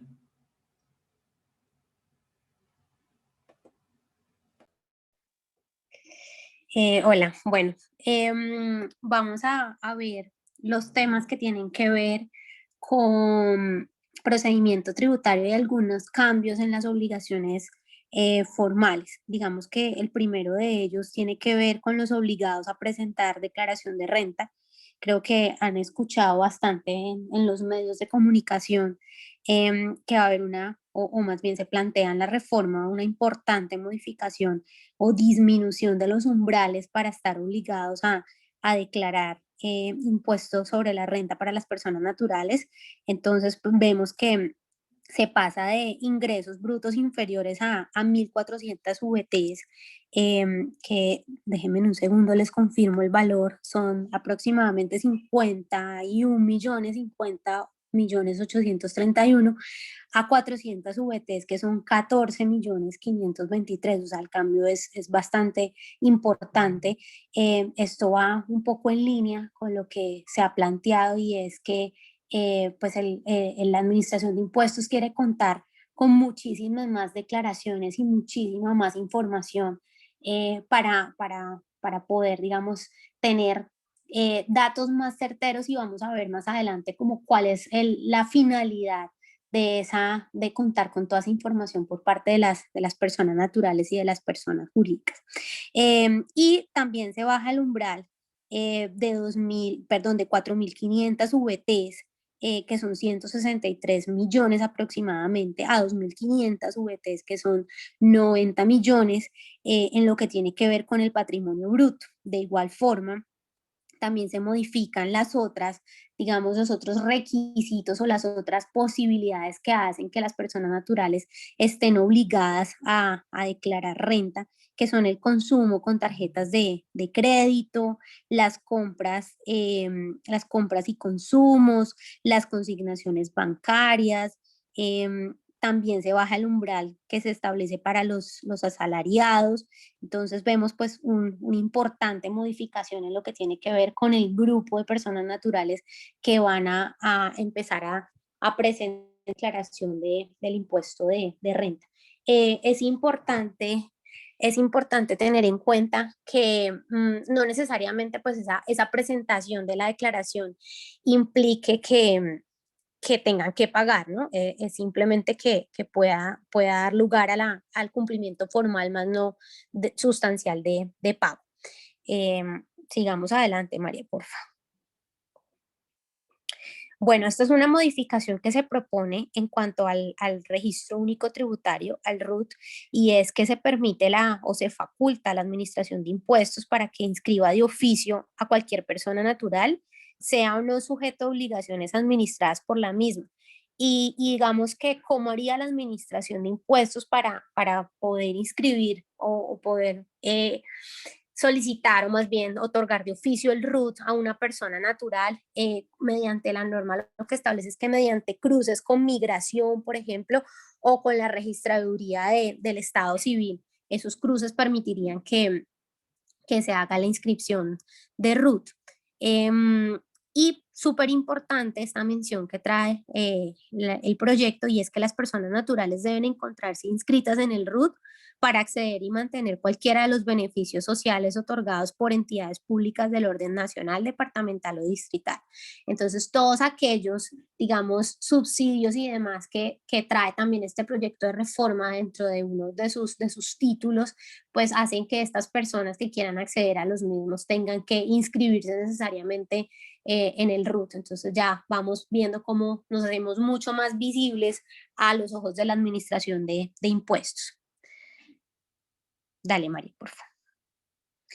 Bueno, digamos que en línea con todo lo que sucedió el año pasado con los temas de facturación electrónica, pues la DIAN le está metiendo bastante, o el gobierno le está metiendo bastante la ficha a estos temas de facturación electrónica, y básicamente en este proyecto de reforma lo que hace es traer un poco de ese decreto 358, un poco de esa resolución 42 con sus modificaciones posteriores a la redacción de las disposiciones del estatuto tributario en lo que tiene que ver con facturación electrónica, porque de pronto uno si hacía un estudio de las disposiciones contenidas en el decreto, en la resolución, iba a ver el fundamento en el estatuto, pues se quedaba un poco corto porque a veces se contradecían o el estatuto no era lo suficientemente amplio para establecer quiénes eran, como en este caso, los obligados a facturar. Entonces, normalmente el artículo 615 solo hacía mención de los comerciantes en términos muy generales y tenía una descripción, digamos, muy corta. Aquí se busca ampliar esa descripción, pero no es algo como nuevo, sino que es más bien, como les menciono, traer un poco de lo que menciona ya el decreto 358 y lo que menciona la resolución de la administración de impuestos o las resoluciones. Entonces indica que son todas las personas, entidades y demás sujetos con o sin personería jurídica que tengan o no la calidad de comerciantes, que presten servicios, enajenen bienes tangibles o intangibles o derechos o realicen ventas a consumidores finales. Lo anterior independiente de su calidad de contribuyentes o no contribuyentes. Entonces amplía un poco más esa perspectiva desde el estatuto tributario de quiénes son los obligados a facturar. ¿Quiénes no son obligados a facturar? Las personas naturales respecto de los ingresos por sus salarios, pensiones y ganancias ocasionales. No se mencionan expresamente como obligados quienes ejerzan profesiones liberales Y aquí, supremamente importante tener en cuenta, resulta que dentro de las disposiciones del estatuto puntualmente no se establecía con ese detalle quiénes eran los no obligados a facturar. Esa información la trae pues el decreto 358 que incorpora el decreto único tributario y las resoluciones de la administración de impuestos. Entonces aquí se deja más claridad sobre, son básicamente las entidades financieras, bancos, las corporaciones y demás, y algunas personas naturales que cumplan con cierto tope de ingresos al año. Frente al artículo 616, raya 1 del Estatuto Tributario, que pues es el que cada vez vemos que le adicionan más parágrafos transitorios, más incisos y demás, y tratan como de incorporar todo lo que se ha establecido desde resoluciones de la Administración de Impuestos en facturación electrónica. Tenemos un cambio relevante y es un tema que digamos que desde el año pasado pues ha suscitado bastante consulta, y es que los documentos POS, que tradicionalmente son documentos equivalentes, que la norma puntualmente establece que no dan lugar a costos, deducciones e impuestos descontables, pues normalmente o tradicionalmente lo que se ha mencionado en los conceptos de la administración de impuestos es que el POS es un documento equivalente para consumidor final, que en la mayoría de los casos no requiere ese soporte de costos, gastos e impuestos descontables. Es la persona que va al supermercado y simplemente tiene su tirilla como soporte de su compra, pero pues no va a incluirla dentro de su declaración y demás. Y que como todos sabemos, pues en el caso de que se trate de una empresa a la cual le entreguen tirilla, pues esta empresa lo que debe hacer es solicitar al vendedor, al facturador, en este caso, que le entregue la factura electrónica de venta. Entonces, para soportar un poco esa postura de realmente el POS está diseñado para un consumidor final, no para ventas a empresas, se introduce que el documento POS solo se podrá expedir cuando la venta del bien o servicio no supere 30 VTs. Esto, sin embargo, digamos que no modifica el asunto de no deducibilidad del costo gasto soportado con el POS ni el impuesto descontable. Dale, María, por favor.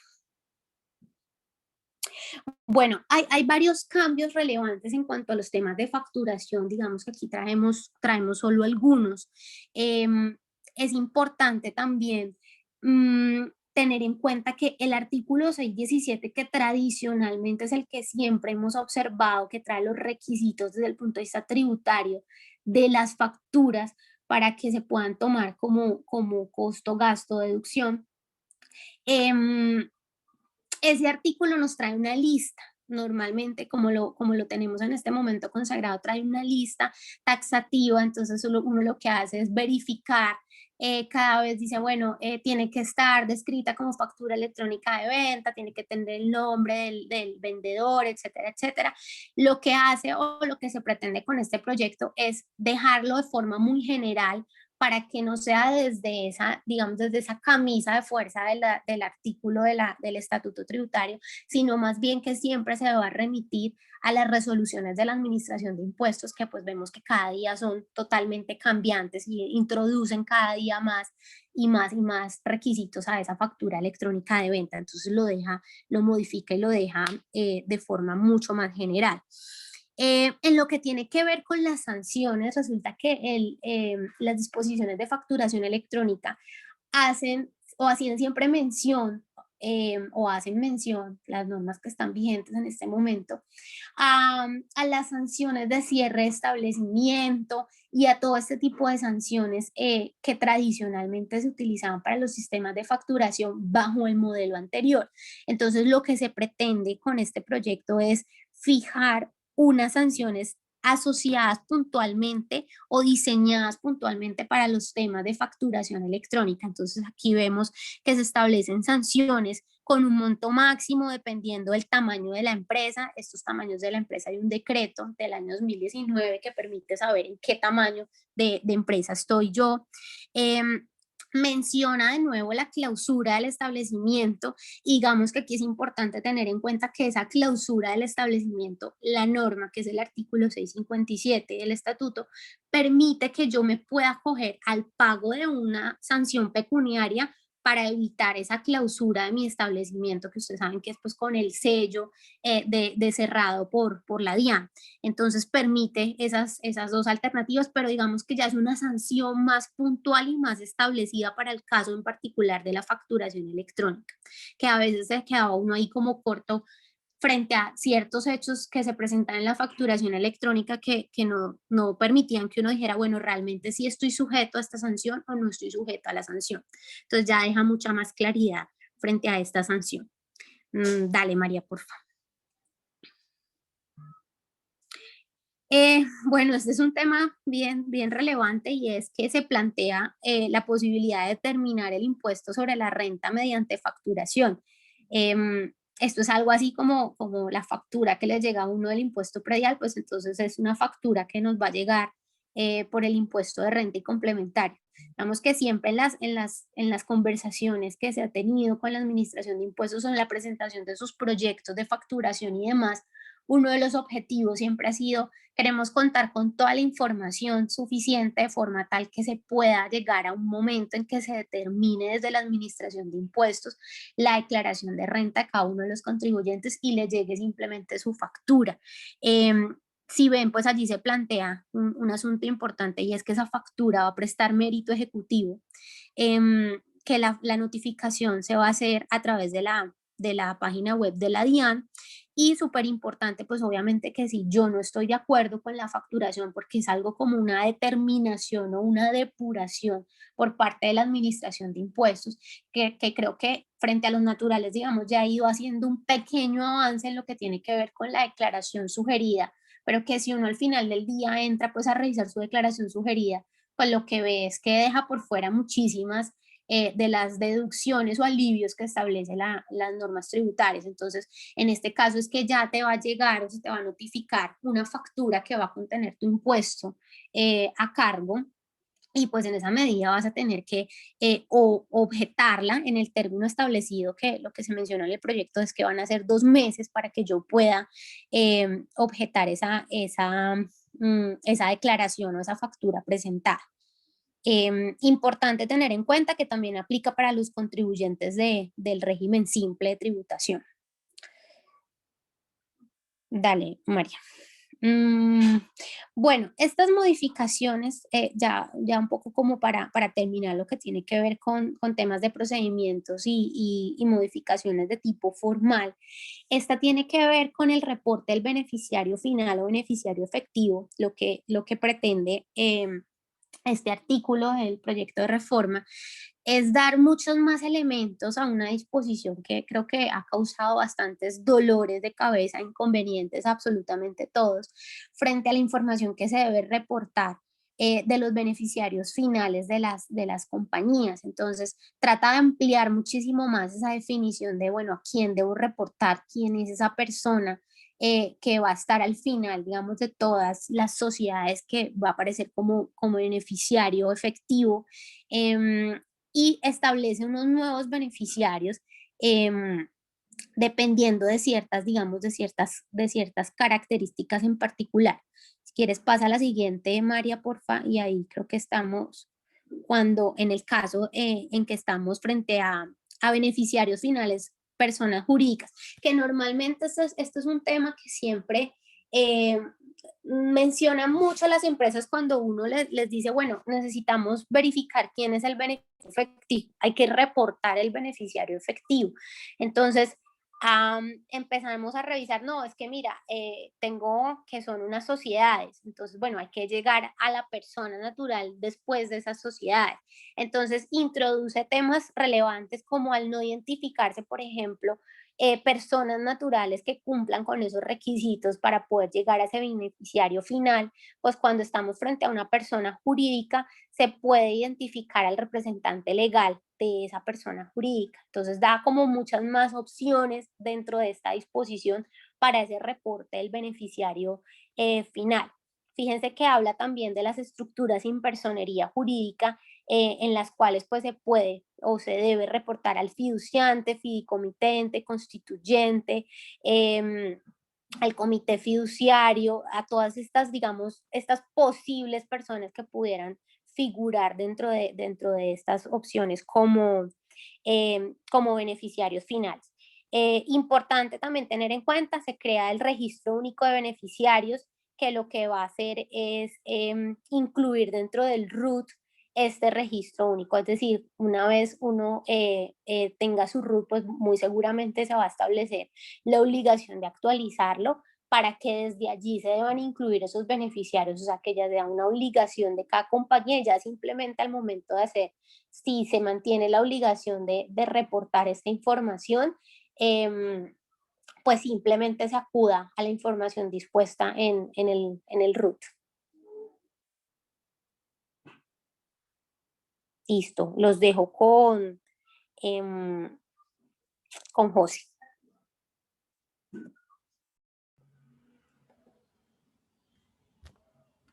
Gracias, Lina. Bueno, en este último capítulo vamos a hablar un poco de los otros tributos que están contenidos dentro de la reforma tributaria 2021. Y digamos, hay un común denominador de estos tributos que vamos a hablar a continuación. Se han denominado los impuestos verdes. ¿Por qué? Porque no solamente tienen el objetivo de hacer un recaudo tributario o de ampliar el recaudo tributario, sino de impulsar políticas que beneficien, digamos, a la política ambiental del gobierno o que se vayan en consenso con acuerdos internacionales en relación con el cambio climático. Entonces, estos impuestos también quieren impulsar, o sus modificaciones quieren impulsar aún más patrones de consumo o políticas de disminución de contaminantes, o en general políticas beneficiosas desde el punto de vista ambiental. Uno de ellos es el impuesto al carbono. El impuesto al carbono existe ya desde la ley 1819 de 2016. El hecho generador de este impuesto es la venta dentro del territorio nacional, el retiro para el consumo, la importación para el consumo propio o la importación para la venta de combustibles fósiles. Es un hecho generador que ocurre, el impuesto se causa una sola vez por cualquiera de estos hechos generadores que ocurra primero. Al impuesto se le hacen modificaciones que son importantes y que se deben tener en cuenta. Por ejemplo, la unidad de medida de determinación del impuesto pasa de ser CO2, dióxido de carbono, el contenido de carbono de los combustibles fósiles, a contenido de carbono equivalente. Esto quiere decir que no solamente se va a tener en cuenta la emisión en sí de carbono, sino de otros gases efecto invernadero que también tienen efectos en el medio ambiente y que a los cuales se les asigna un valor equivalente en dióxido de carbono. Digamos, este es un estándar internacional muy ampliamente utilizado y conocido, que reconoce que hay otros gases, no solamente el dióxido de carbono, que son contaminantes. Es muy importante también la ampliación del hecho generador y de la base gravable del impuesto. En este momento se entiende como no gravado con el impuesto al carbono la venta, el retiro o la importación de carbón. Y esto pasaría a estar gravado con el impuesto al carbono. De hecho, a la tarifa más alta de las que se tienen dispuestas, por ser, digamos, uno de los combustibles fósiles que más contaminación produce.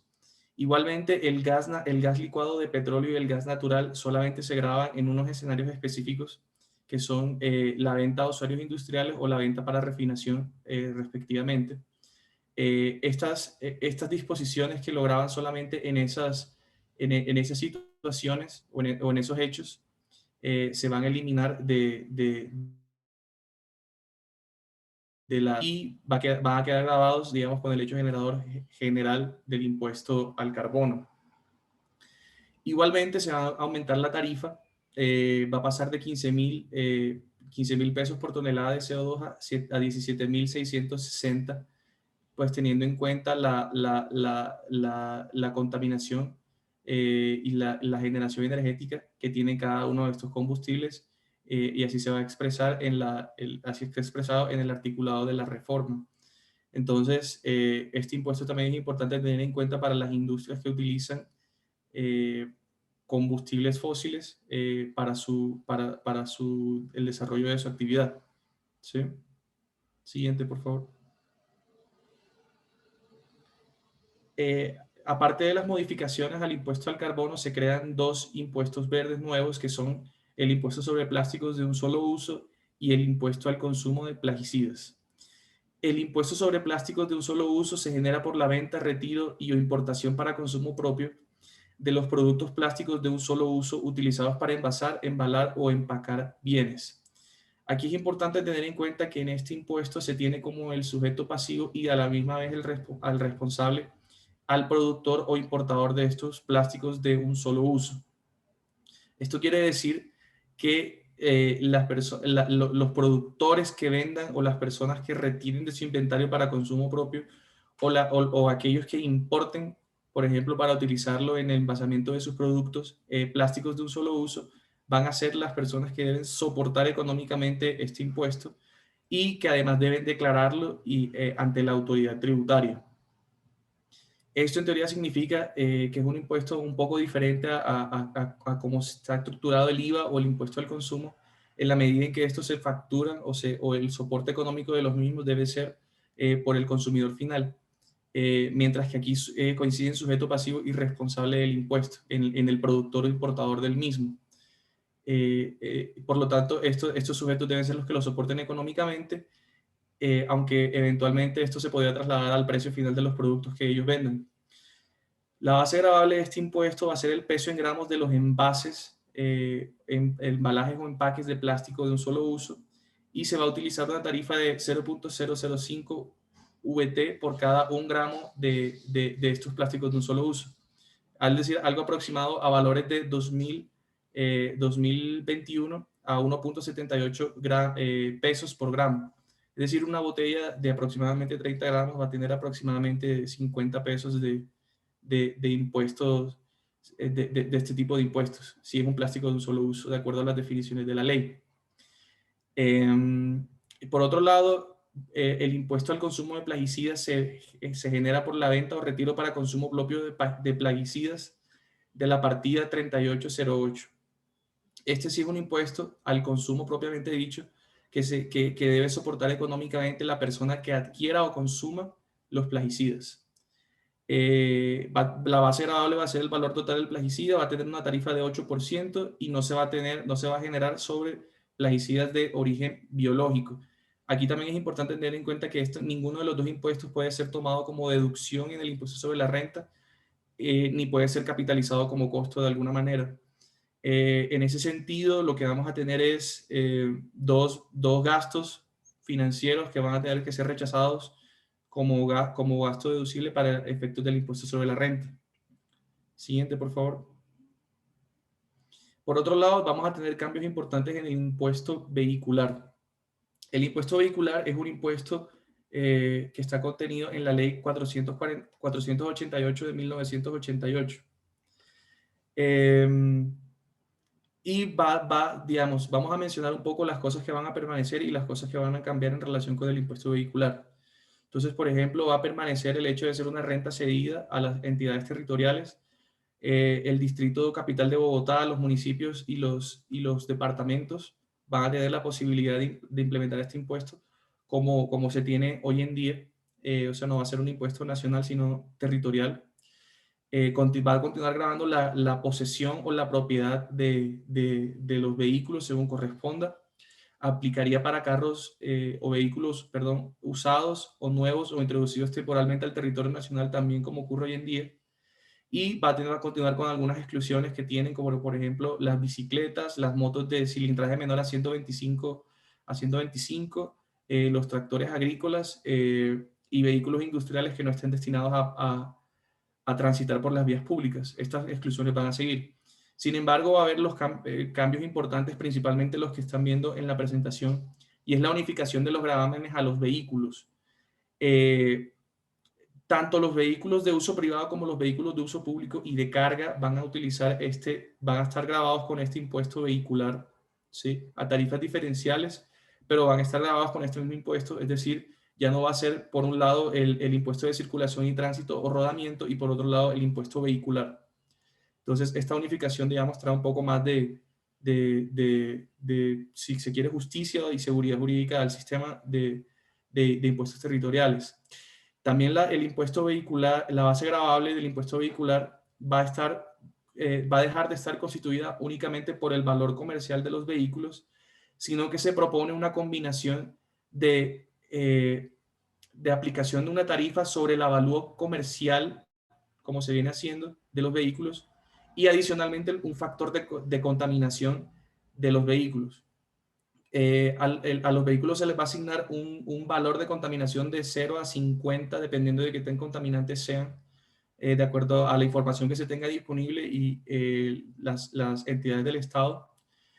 Y a eso se le va a aplicar 1.5 VT. Entonces va a haber una base gravable y unas tarifas con dos componentes. Por un lado el avalúo comercial como base gravable y por el otro el factor de contaminación. Entonces aquí también se evidencia el propósito ecológico o ambiental que va a tener el impuesto vehicular, que quiere tener el impuesto vehicular si se aprueba esta parte de la reforma tributaria 2021.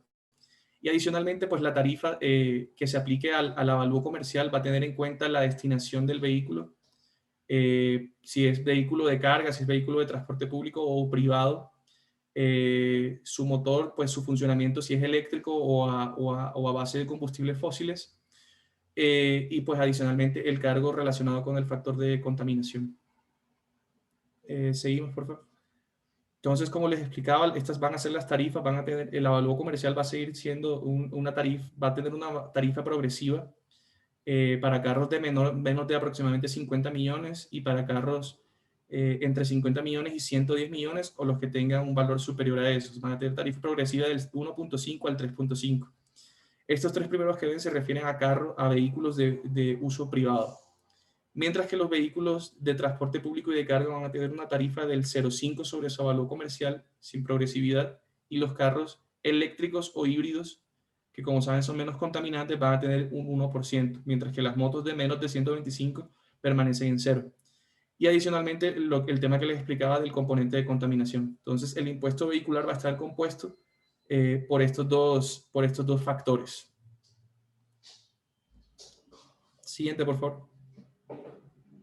Y para concluir, hablaremos un poco de la sobretasa a la gasolina, a la cual se sustituyen algunas normas de la Ley 788 de 2002, ¿sí? Y la principal modificación que se hace es la metodología a partir de la cual se determina la base gravable, así como la tarifa del mismo. Actualmente tenemos que la base gravable es los galones que se vendan de los combustibles a los cuales se les aplica una tarifa en porcentaje, y ahora vamos a tener una tarifa fijada en valores en pesos sobre esos galones que se vendan, ¿sí? Mientras pues, por otro lado van a mantenerse, por ejemplo, la sobretasa nacional a la CPM y la asignación a los entes territoriales de la sobretasa a combustibles, a gasolina, que no sea CPM. Y con esto concluimos el capítulo de otros tributos y tributos verdes. Creo que podemos proceder con preguntas si hay alguien que tenga preguntas al respecto. Hemos recibido hasta el momento una pregunta, José, pero antes que eso, agradecerles por la información y por todo este repaso de los capítulos y los principales cambios que tendremos en la norma. Es de gran valor para nosotros poder recibir esta información de primera mano. La pregunta la envía María Caicedo. Dice, ¿a qué tipo de contribuyentes devuelve la DIAN el IVA de activo fijo?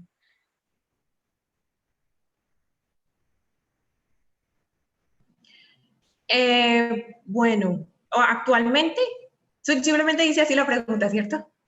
Sí, señora.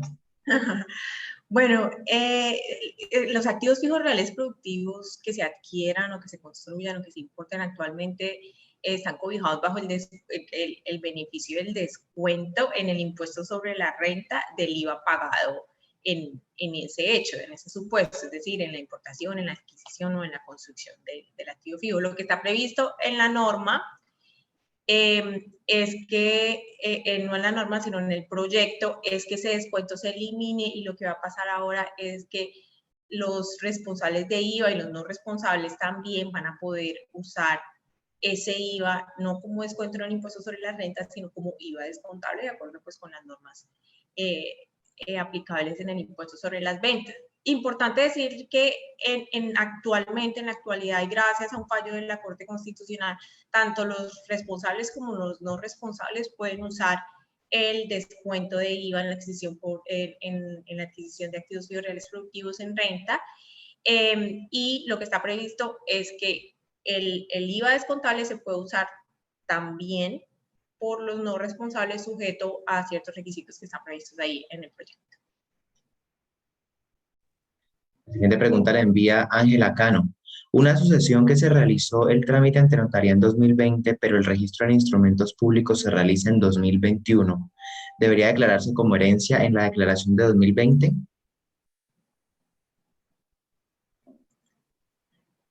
Bueno, entiendo que se trata pues de un inmueble que está siendo transferido, digamos, en virtud de la sucesión o con ocasión de la sucesión. Pues lo que sucede es que pues si la escritura no se registra en la Oficina de Instrumentos y Registros Públicos, pues el título no ha tenido lugar, es decir, se realizó el modo, pero no el título, es decir, la venta no es formalizada y por lo tanto la fecha que se tendría de enajenación sí sería la del registro. Tercera pregunta, Alexander Orrego. El impuesto de plástico de un solo uso, ¿el sujeto pasivo es el productor que empaca sus productos en estos contenedores o el que fabrica los contenedores?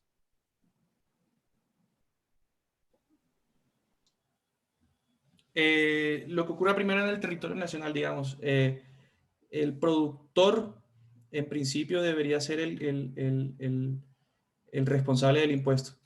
En principio debería ser el productor el responsable del impuesto. Y en las importaciones realmente también es para cuando se utilice para consumo propio y cuando se hagan los retiros de inventario para consumo propio. Entonces realmente, sí, realmente el impuesto recae sobre productores e importadores. Perfecto. Por el momento no tenemos más preguntas. Nos acaba de llegar una adicional de María Contreras. Cuando se realiza el trámite de una sucesión ante notaría para el año 2021, ¿cuál sería el monto mínimo para declarar renta?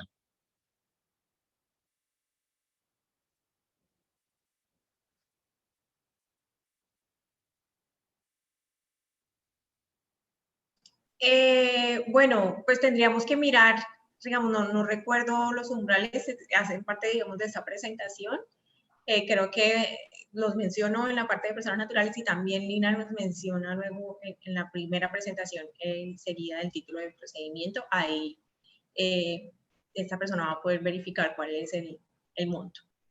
Sí, allí solo, qué pena, no sé si me escuchan, allí solamente una precisión y es, digamos que frente al impuesto de renta y todo lo que tiene que ver con sus obligaciones de tipo formal, pues hay que revisar la aplicación, en este caso de la ley en el tiempo. Entonces yo creería que para ese caso sería aplicable, si estamos hablando del 2021, sería aplicable los límites o los topes que tenemos vigentes actualmente sin este proyecto de reforma, los cuales entrarían en vigencia a partir del año grabable siguiente. Entonces, para la persona que preguntó, serían los que tenemos actualmente, que serían los 1.400 VTs. Judith Sasa pregunta, ¿el IVA en compra de activo fijo cuando el bien produce bienes no grabados no tendría derecho a descuento en IVA? Y si produce bienes grabados y no grabados, ¿cuál sería el tratamiento? La norma no prevé, digamos, un tratamiento especial para dar respuesta, digamos, a la segunda parte de la pregunta que hace Judith, pero sí dispone que tiene que destinarse a la producción de bienes grabados. Entonces, digamos que esto sería pues una de las cosas que uno entendería que deberían resolverse mediante el decreto reglamentario.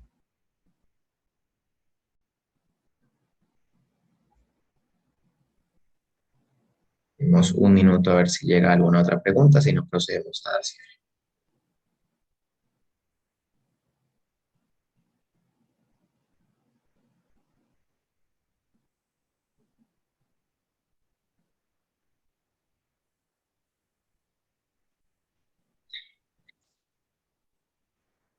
Viene pregunta de Gabriela Hernández.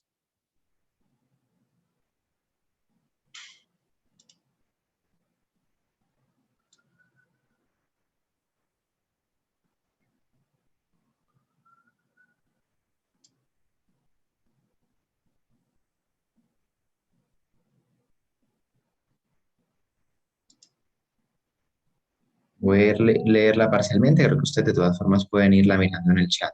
Gabriel Hernández dice una pregunta referente a los activos fijos reales productivos. En el proyecto se propone una devolución para bienes excluidos. ¿Se trataría de un nuevo procedimiento?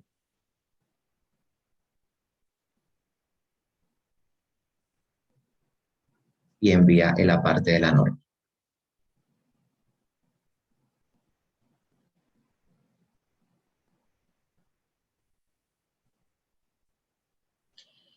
Sí, sí, efectivamente, como yo les decía, la norma o el proyecto, perdón, el articulado, como le dice José, contiene unas disposiciones con respecto a la posibilidad de que los no responsables, que son aquellos pues que realizan operaciones excluidas, puedan recuperar ese IVA, ¿sí? En el momento en el cual pues sea reglamentado, porque la misma norma lo sujeta a reglamentación, lo van a poder hacer a través del procedimiento que pues disponga la DIAN, pero sí se va a poder solicitar, en el caso que se produzca ese saldo a favor, se va a poder solicitar la devolución de ese IVA pagado.